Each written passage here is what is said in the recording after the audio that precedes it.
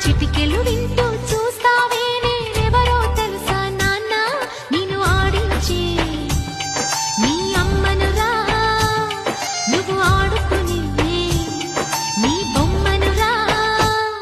Gopala